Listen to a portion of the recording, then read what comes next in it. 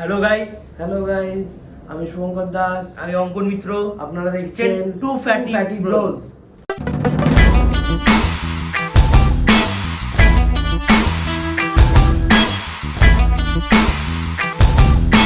আজকে আমরা এসেছি শ্রীলঙ্কা আর ইন্ডিয়ার ট্যুরের কিছু খবরাখবর নিয়ে। তো অঙ্কন, ইন্ডিয়া আর শ্রীলঙ্কার কি ট্যুরের কি ব্যাপার চলছে, কি ব্যাপার হচ্ছে সেটা একটু জানা আমাদের দর্শকদের। ইন্ডিয়া টিমের নতুন হেড কোচ হয়েছে গৌতম গম্ভীর। তার সাপোর্ট স্টাফে কে কে আছে? ব্যাটিং কোচ অভিষেক নাইয়ার, ফিল্ডিং কোচ যে ছিল টি দিলীপ, তারই নাম চর্চায় আছে।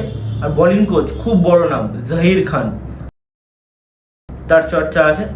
আমার যতদূর সম্ভব তারাই হবে।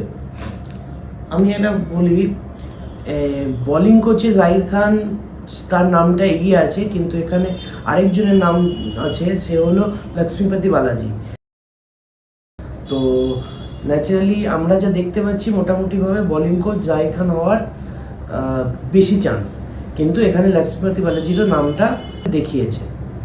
এবং ইন্ডিয়ান স্কোয়াডে বড় বড় তিনজন প্লেয়ার মিসিং আছে। প্রথম হলো বিরাট কোহলি, রোহিত শর্মা এবং জসপ্রীত বুমরা, কারণ তাদেরকে বিসিসিআই রেস্ট দিয়েছে। এবার অঙ্কন কিছু বলবে। অঙ্কন, ইন্ডিয়ার টিমের ক্যাপ্টেন কে হতে পারে তা নিয়ে একটা আশঙ্কা যেটা চলছিল, সেটা আমার আস্তে আস্তে ক্লিয়ার হয়ে যাবে।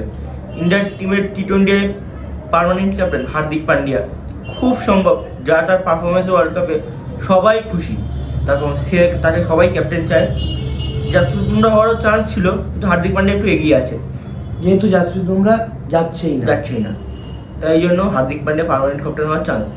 আর কে এল রাহুল রোহিত শর্মার পরিবর্তে ওয়ানডে টিমের এই ট্যুরের জন্য ক্যাপ্টেন হতে চলেছে।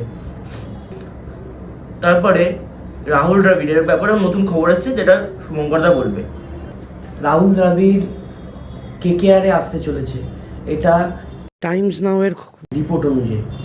এটা কতটা সত্যি কতটা মিথ্যা জানি না, কিন্তু কেকেআর যতদূর আমরা নিউজ শুনেছি যে কেকেআর রাহুল দ্রাবিড়কে অ্যাপ্রোচ করেছে।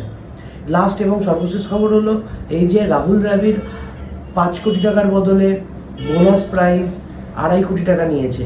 সমস্ত সাপোর্টিং স্টাফরা 2.5 কোটি টাকা যেহেতু পেয়েছে, হ্যাঁ তার থেকেও নিচে কেউ আছে, যেরকম 50 লাখ টাকা, যেরকম সাপোর্টিং স্টাফ কিছু 50 লাখ টাকা পেয়েছে। তো কিন্তু বেশিরভাগ সাপোর্টিং স্টাফরা 2.5 কোটি টাকা পেয়েছে। তো রাহুল দ্রাবিড় পাওয়ার কথা ছিল 5 কোটি টাকা, কিন্তু রাহুল দ্রাবিড় সেটাকে রিফিউজ করে 2.5 কোটি টাকাই নিয়েছে। সব সিনিয়র প্লেয়াররা টিমের যারা ছিল ওয়ার্ল্ড কাপ স্কোয়াডে তাদেরকে 5 কোটি টাকা করে দিয়েছিল, এবং রাহুল দ্রাবিড়কেও 5 কোটি টাকা বিসিসিআই বলেছিল, কিন্তু তিনি সেটাকে না করে নিজেদের সবার স্টাফের মতো সেও 2.5 কোটি টাকা করে নিয়েছে। এটা তার খুব বড় কৃতিত্ব। অবশ্যই বড় অ্যাপ্রোচ সে জানিয়েছে। তাহলে গাইস, আমরা আসবো আবার নতুন ভিডিও নিয়ে। আপনারা দেখতে থাকুন, কমেন্ট করুন, সাবস্ক্রাইব করুন। To Fatty bros.